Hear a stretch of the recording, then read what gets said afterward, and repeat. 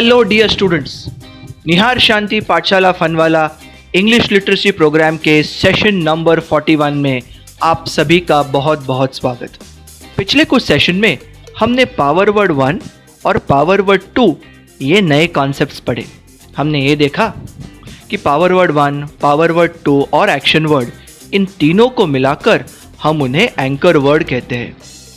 Anchor word अंग्रेजी में बहुत ही महत्वपूर्ण शब्द होते हैं, क्योंकि केवल ये शब्द वाक्य का काल तय करते हैं कि वो सिंपल टेंस है, अगर सिंपल है तो प्रेजेंट है, पास्ट है, फ्यूचर है, ये डिसाइड करते हैं।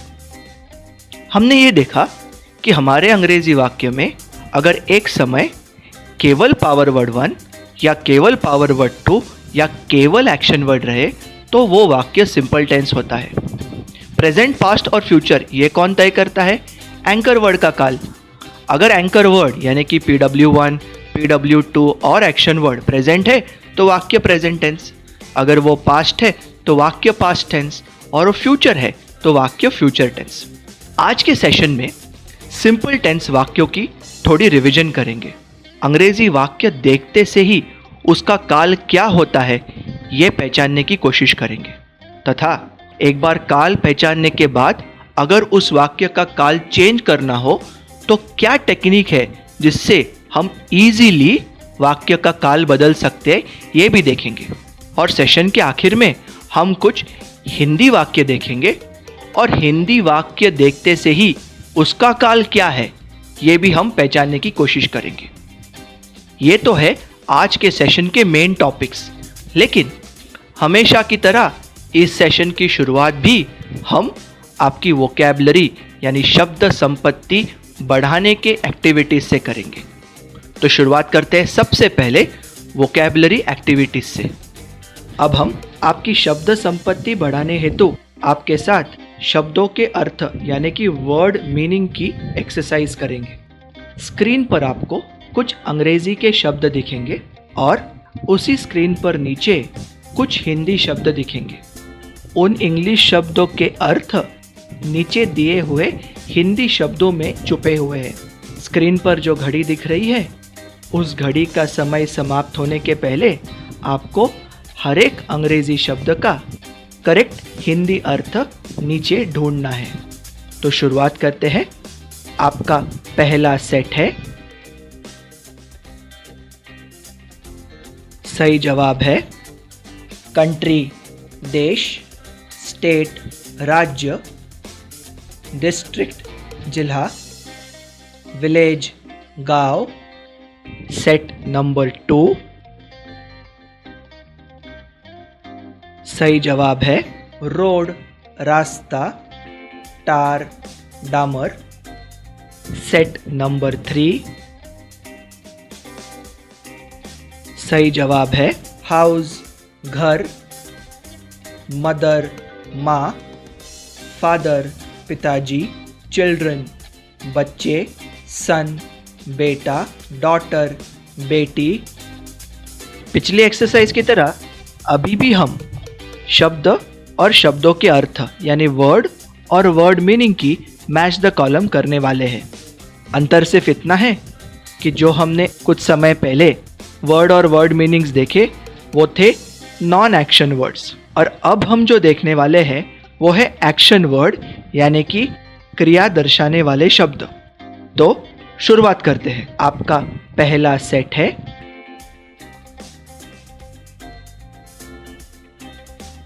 उत्तर है आंसर जवाब देना, आस्क पूछना, ब्लेस आशीर्वाद देना, कैरी ढोना या ले जाना।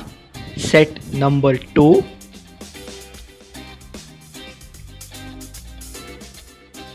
उत्तर है क्लैप ताली बजाना, कलेक्ट इकट्ठा करना, कंप्लीट खत्म करना या पूर्ण करना, कंटिन्यू जारी रखना। सेट नंबर 3,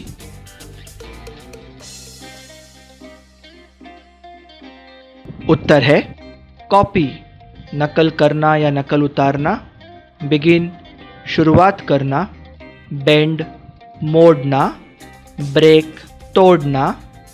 स्टूडेंट्स, पिछले कुछ मिनटों में हमने सारे के सारे प्रोनाउंस यानी कि कुल मिलाकर 21 प्रोनाउंस की रिवीजन की।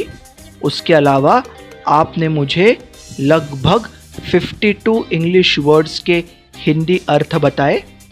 और इसके बाद हम थोड़ा और आगे बढ़ते हैं एक ऐसे महत्वपूर्ण कॉन्सेप्ट के रिवीजन की ओर जिस कॉन्सेप्ट का नाम है प्रेपोजिशंस। कैसे करेंगे? Same match the column. आपके सामने स्क्रीन पर एक एक करके कुछ सेट ऑफ वर्ड्स आएंगे। लेफ्ट हैंड साइड में इंग्लिश, राइट हैंड साइड में हिंदी। आपको इंग्लिश शब्दों का सही हिंदी अर्थ चुनना है। घड़ी का समय समाप्त होने के बाद हम आपको सही जवाब देंगे और उसके बाद हर प्रेपोजिशन का सही अर्थ भी बताएंगे। तो शुरुआत करते हैं प्रेपोजिशंस की एक्सरसाइज के साथ। आपका पहला सेट है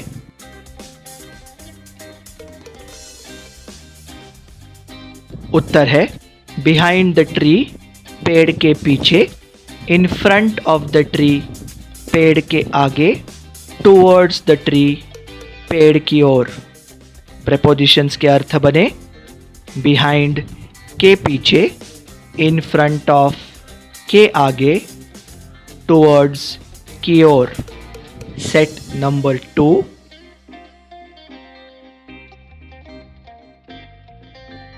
उत्तर है इनसाइड द बॉक्स, बक्से के अंदर, आउटसाइड द बॉक्स, बक्से के बाहर। तो इनसाइड और आउटसाइड इस प्रेपोजिशंस के अर्थ बने इनसाइड के अंदर, आउटसाइड के बाहर। सेट नंबर 3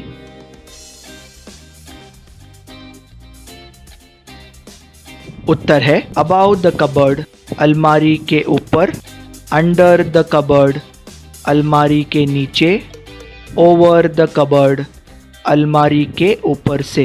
तो प्रेपोजिशंस के अर्थ बने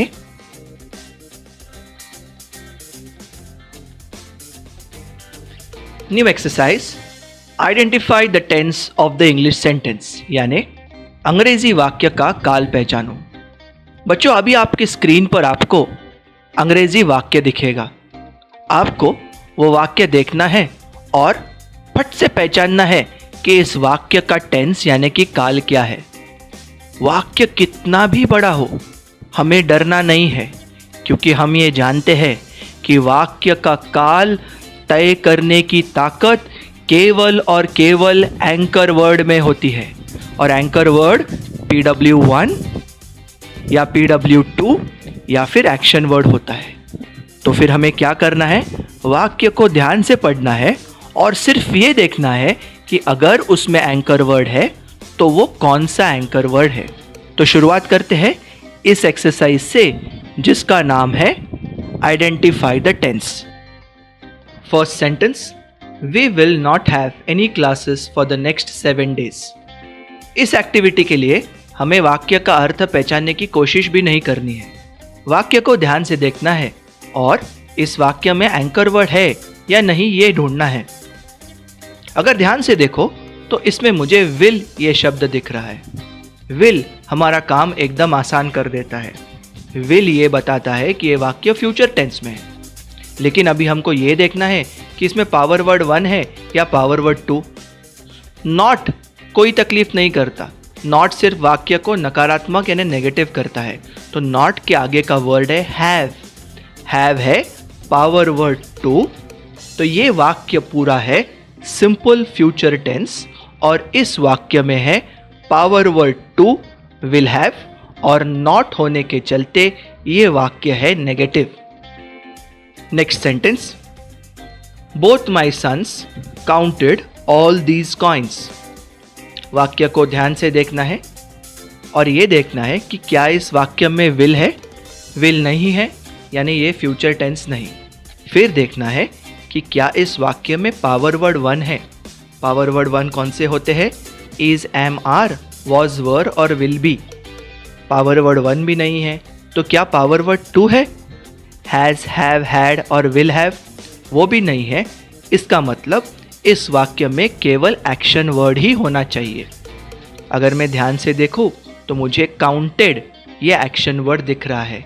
काउंट यानी गिनना, काउंटेड, ये काउंट का भूतकाल है। इस वाक्य में एंकर वर्ड है एक्शन वर्ड जो कि है काउंट, और काउंट का भूतकाल उपयोग करने की वजह से ये वाक्य भी है भूतकाल यानी simple past tense. Next, all his books will be in that old cupboard. वाक्य देखते ही पहले काम करना है कि इस वाक्य का एंकर वर्ड ढूंढना है। शुरुआत करेंगे ये देखकर कि क्या वाक्य में विल है। बिल्कुल है, तो काम आसान हो गया। ये वाक्य फ्यूचर टेंस बन गया, भविष्यकाल। अभी विल के आगे बी है या हैव है ये देखना है। बी है मतलब ये इस वाक्य में पावर वर्ड वन है। ये वाक्य फ्यूचर टेंस में है। मेरा पावर वर्ड वन है विल बी और वाक्य है simple future tense. Next sentence, 2020 was not a good year for anyone in this entire world.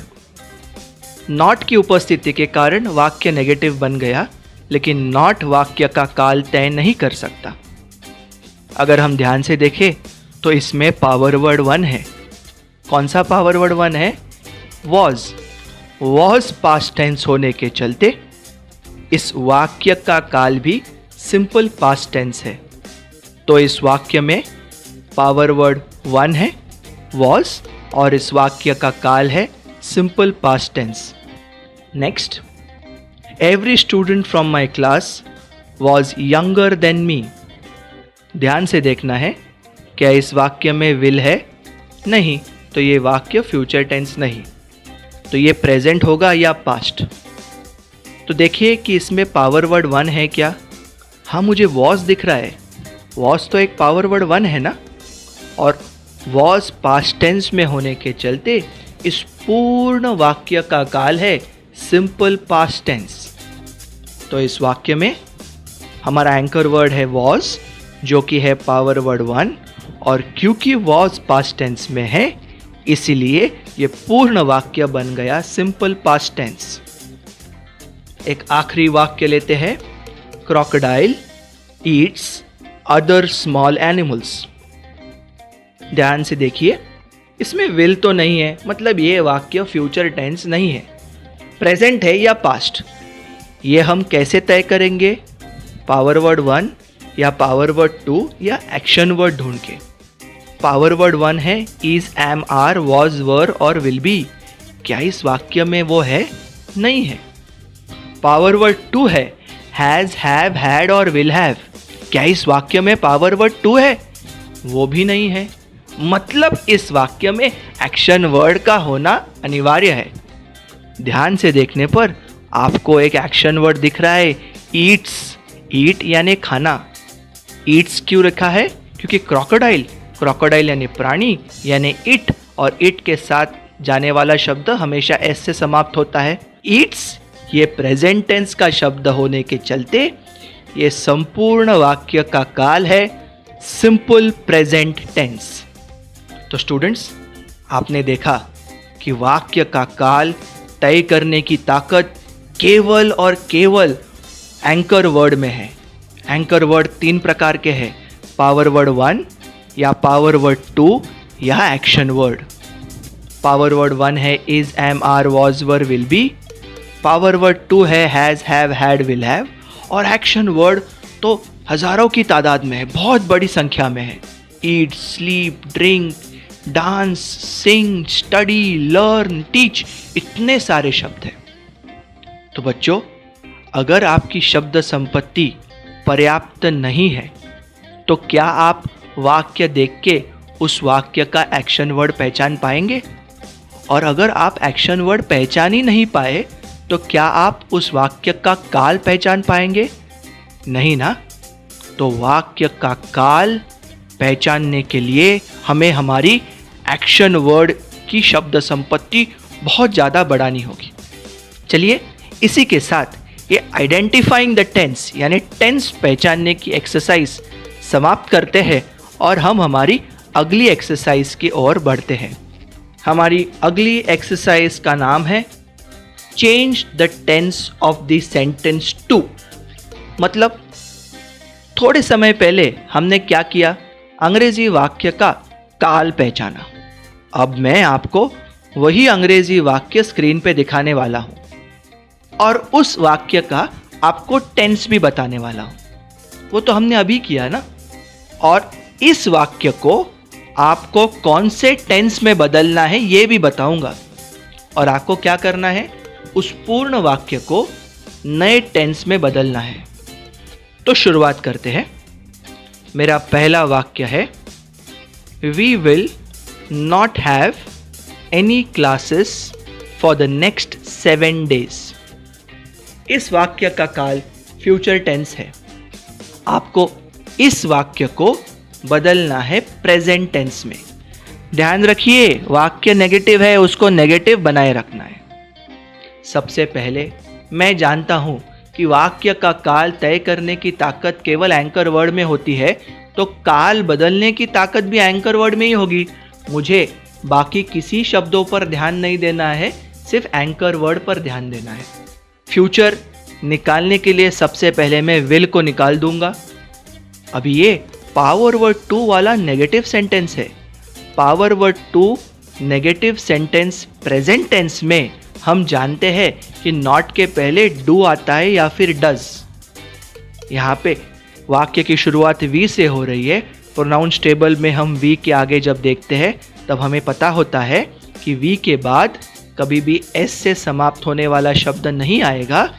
तो मैं विल को हटा के डाल दूंगा डू, तो मेरा सेंटेंस बन गया, we do not have any classes for the next 7 days। और इस वाक्य का काल है प्रेजेंट टेंस।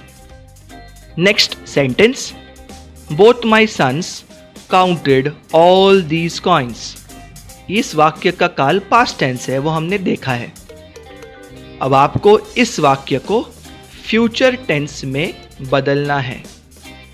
हम जानते हैं कि वाक्य का काल एक ही शब्द ने तय किया है, काउंटेड। अगर फ्यूचर करना है तो मैं काउंटेड के आगे विल लगा दूंगा, लेकिन विल का नियम है कि विल के बाद तुरंत आने वाला शब्द केवल उसके प्रेजेंट टेंस फॉर्म में होगा। तो मैंने काउंटेड का काउंट कर दिया, मेरा संपूर्ण वाक्य अब फ्यूचर टेंस हो गया। मेरा वाक्य बना, both my sons will count all these coins. अगला sentence, all his books will be in that old cupboard. इस वाक्य का टेंस है फ्यूचर टेंस। इस वाक्य में पावर वर्ड 1 है, विल बी। अब मुझे इस वाक्य को बदलना है पास्ट टेंस में। पावर वर्ड 1 पास्ट टेंस में कौन से होते हैं, वॉज और वर। ऑल हिज बुक्स, उसकी सारी किताबें, अनेक वचन। अनेक वचन के साथ वॉज जाएगा कि वर। सारी किताबें मतलब दे। प्रोनाउंस टेबल में हमने देखा कि दे के साथ जाता है वर। तो विल बी को हटा के मैं शब्द लिखूंगा वर। तो मेरा वाक्य बन गया, all his books were in that old cupboard. और ये वाक्य बन गया past tense. Next, 2020 was not a good year for anyone in this entire world। ये वाक्य पास्ट टेंस था। ये वाक्य पावर वर्ड 1 was के चलते पास्ट टेंस था। आपको इसको प्रेजेंट टेंस में बदलना है, तो आप was को हटा के is डाल दोगे। तो मेरा वाक्य बनेगा, 2020 is not a good year for anyone in this entire world। अगला वाक्य, every student from my class was younger than मी। इस वाक्य का काल है पास्ट टेंस। किस शब्द के कारण, वॉज इस शब्द के कारण। आपको इस वाक्य को प्रेजेंट टेंस में बदलना है। आपको वॉज को बदल के इज डालना है, तो आपका वाक्य बन जाएगा, every student from my class is younger than मी। एक आखिरी वाक्य लेते हैं, crocodile Yeats other small animals. ये वाक्य सिंपल प्रेजेंट टेंस है, ईट्स शब्द के चलते। इसको आपको पास्ट में बदलना है। ईट का पास्ट टेंस एट होता है, तो अगर आपने वाक्य में crocodile eight other small animals लिख दिया तो ये वाक्य बन गया सिंपल पास्ट टेंस। इसी के साथ इस एक्सरसाइज को यहाँ समाप्त करते हैं। ये एक्सरसाइज हमने क्यों की? ताकि आपको समझे कि वाक्य का काल बदलने की ताकत केवल और केवल एंकर वर्ड में ही होती है। एंकर वर्ड 3 प्रकार के होते हैं, पावर वर्ड 1, पावर वर्ड 2 और एक्शन वर्ड। वाक्य कितना भी बड़ा हो, उसका अर्थ हमें समझे या न समझे, लेकिन अगर हमें एंकर वर्ड पता है तो हम सिर्फ उतनी नॉलेज के साथ वाक्य को मन चाहे काल में लिख सकते हैं। इस सेशन के आखिरी एक्सरसाइज की ओर बढ़ते हैं। आपके स्क्रीन पर अभी एक एक करके हिंदी में वाक्य आएंगे। ये सारे वाक्य सिंपल टेंस के हैं। प्रेजेंट, पास्ट या फ्यूचर तीनों में से कोई भी हो सकता है। क्योंकि ये वाक्य हमारी मातृभाषा यानी हिंदी में के है, हमें इनका काल पहचानना कठिन नहीं। फिर भी हम एक्सरसाइज क्यों कर रहे हैं? वाक्य का काल पहचानने पर इसका जब अंग्रेजी वाक्य बनेगा तब उस अंग्रेजी वाक्य में पावर वर्ड 1 जाएगा या पावर वर्ड 2 जाएगा या एक्शन वर्ड जाएगा, ये समझना जरूरी है। तो वाक्य देखते से ही क्या हम उसका काल पहचान सकते हैं? और काल पहचानते से ही क्या मैं उसके अंग्रेजी वाक्य में कौन सा एंकर वर्ड जाएगा, PW1, PW2 और एक्शन वर्ड, ये भाप सकता हूं? पावर वर्ड 1 मतलब क्या? पावर वर्ड 1 का उपयोग वाक्य में तब किया जाता है जब वाक्य का कर्ता या सब्जेक्ट का वर्णन होता है। वो कौन है, कहाँ है, कैसा है। पावर वर्ड 2 का उपयोग कब किया जाता है? जब वाक्य में सब्जेक्ट या कर्ता, इनके मालकी अधिकार या स्वामित्व की बात होती है। सब्जेक्ट के पास क्या है, सब्जेक्ट को क्या है। और एक्शन वर्ड का उपयोग कब किया जाता है? जब वाक्य द्वारा हम वाक्य में सब्जेक्ट या कर्ता क्या कर रहा है इसके बारे में बात करना चाहते हैं। तो इस एक्सरसाइज का उद्देश्य काल पहचानते से ही इसके अंग्रेजी वाक्य में PW1 या PW2 या एक्शन वर्ड, इसमें से कौन सा शब्द आएगा ये जानना है। तो शुरुआत करते हैं।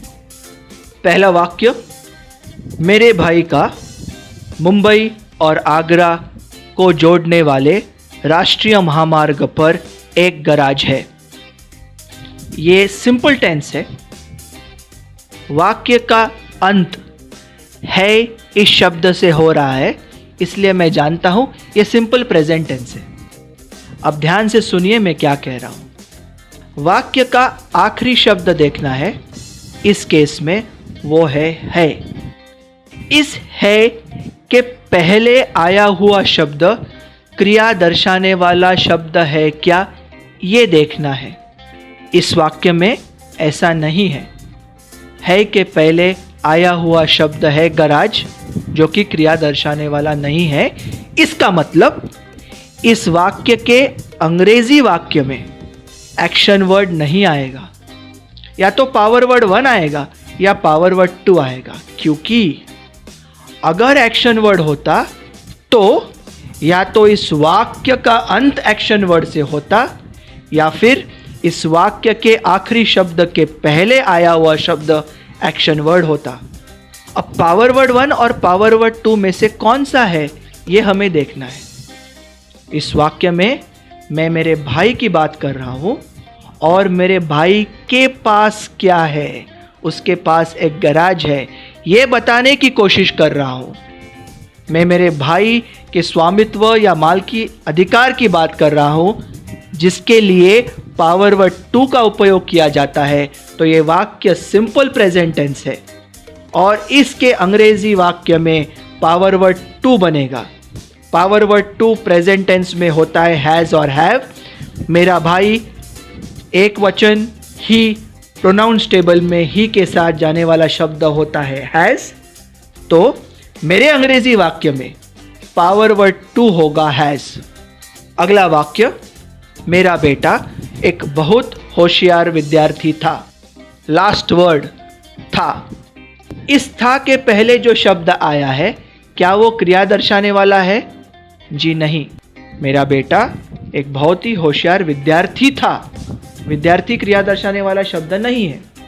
इसका मतलब इस वाक्य में एक्शन वर्ड नहीं है, क्योंकि अगर एक्शन वर्ड होता तो वाक्य का आखिर का शब्द एक्शन वर्ड होता या फिर आखिरी शब्द के पहले आया हुआ शब्द एक्शन वर्ड होता। पावर वर्ड 1 या फिर पावर वर्ड 2 इस वाक्य में मैं मेरे बेटे का वर्णन कर रहा हूं कि वो कैसा था, वो बहुत होशियार था। वर्णन करने के लिए पावर वर्ड 1 का उपयोग किया जाता है। था यानी सिंपल पास्ट टेंस है। सिंपल पास्ट के पावर वर्ड 1 होते हैं वॉज और वर। माई सन, मेरा बेटा, एक वचन ही के साथ जाएगा वॉज, इसलिए अंग्रेजी वाक्य में बनेगा he was, my sun was. अगला वाक्य, मैं कल वो पत्र लिखूंगा। क्या इस वाक्य का आखिरी शब्द क्रिया दर्शाने वाला है? जी हाँ, लिखूंगा ये लिखना का भविष्य काल है। ये वाक्य सिंपल फ्यूचर टेंस है और इस वाक्य के अंग्रेजी अनुवाद में ना पावर वर्ड 1 आएगा ना पावर वर्ड 2 आएगा, आएगा एक्शन वर्ड। लिखना राइट, लिखूंगा विल राइट, तो अंग्रेजी वाक्य में आएगा विल राइट। नेक्स्ट सेंटेंस, सारे कमरों में झाड़ू लगाने के लिए कोने में एक झाड़ू था। इस वाक्य का आखिरी शब्द है था। आप सब जानते हैं कि ये सारे वाक्य सिंपल टेंस के हैं। था भूतकाल, तो ये वाक्य सिंपल पास्ट है, लेकिन हमारा मकसद कुछ और है। जब इस हिंदी वाक्य का हम अंग्रेजी बनाएंगे तो वहाँ पे PW1, PW2 या एक्शन वर्ड, इसमें से कौन सा एंकर वर्ड आएगा ये हमें ढूंढना है। वाक्य का आखिरी शब्द या आखिरी शब्द के पहले का शब्द क्रिया दर्शाने वाला न होने के चलते इस वाक्य में एक्शन वर्ड नहीं है। इस वाक्य में या तो पावर वर्ड 1 है या तो पावर वर्ड 2। यहाँ पर मैं झाड़ू की बात कर रहा हूँ और वो झाड़ू कहाँ है इसका वर्णन कर रहा हूँ, एक कोने में है। वर्णन करने के लिए जिस शब्द का उपयोग किया जाता है वो है पावर वर्ड 1। ये वाक्य भूतकाल का है। झाड़ू यानी इट के साथ एस वाला पावर वर्ड 1 जाएगा, इसलिए वॉज। इसलिए जब इसका अंग्रेजी वाक्य बनेगा तब उसमें वॉज ये पावर वर्ड 1 होगा। अगला वाक्य, मेरी माँ प्रत्येक रात को प्रार्थना करने के लिए मुझे कहती है। क्या इस वाक्य का आखिरी शब्द क्रिया दर्शाने वाला शब्द है? नहीं। क्या आखिरी शब्द के पहले आया हुआ शब्द क्रिया दर्शाने वाला है? जी हाँ है, कहती। तो ये वाक्य जब अंग्रेजी बनेगा तब उसमें एक्शन वर्ड आएगा। वाक्य के आखिर में है आया है, इसके लिए सिंपल प्रेजेंट टेंस है, किंतु जब इसका अंग्रेजी वाक्य बनेगा तब उस सिंपल प्रेजेंट टेंस के वाक्य में एक्शन वर्ड होगा कहना, मतलब टेल। मेरी माँ एक वचन, प्रोनाउंस टेबल पे शी के साथ प्रेजेंट टेंस में जाएगा टेल के साथ एस, तो शब्द बनेगा टेल्स। एक आखिरी वाक्य देखते हैं, मेरा बेटा स्कूल की क्रिकेट टीम में नहीं है। सिंपल प्रेजेंट टेंस, क्यों? ये मेरी हिंदी में बनाया हुआ वाक्य है, मैं अपनी हिंदी जानता हूँ, ये वर्तमान काल का वाक्य है, सिर्फ नकारात्मक है। आखिरी शब्द है, इस आखिरी शब्द के पहले आया हुआ शब्द नहीं और उसके पहले क्रिया दर्शाने वाला कोई शब्द नहीं, इसलिए इस वाक्य में एक्शन वर्ड नहीं है। इस वाक्य में या तो पावर वर्ड 1 है या पावर वर्ड 2 है। मैं इस वाक्य द्वारा मेरे बेटे के पास क्या है ये नहीं बताने की कोशिश कर रहा हूँ, मैं मेरे बेटे का वर्णन कर रहा हूँ कि वो स्कूल की क्रिकेट टीम में नहीं है। वर्णन करने के लिए पावर वर्ड 1 का उपयोग किया जाता है। ये प्रेजेंट टेंस है, इसलिए इज एम आर, मेरा बेटा एक वचन, पुरुष ही के साथ इस जाएगा और नेगेटिव है इसलिए इसके बाद नॉट आएगा। तो इसका जब अंग्रेजी वाक्य बनेगा उसमें इज नॉट साथ में आएंगे। तो इस एक्सरसाइज द्वारा स्टूडेंट्स हम आपको ये हेल्प करवाने की कोशिश कर रहे हैं कि हिंदी वाक्य देखते से ही अगर मुझे समझ जाए कि इसमें PW1, PW2 एक्शन वर्ड आने वाला है तो मेरा जब अंग्रेजी वाक्य बनेगा वो सही बनेगा।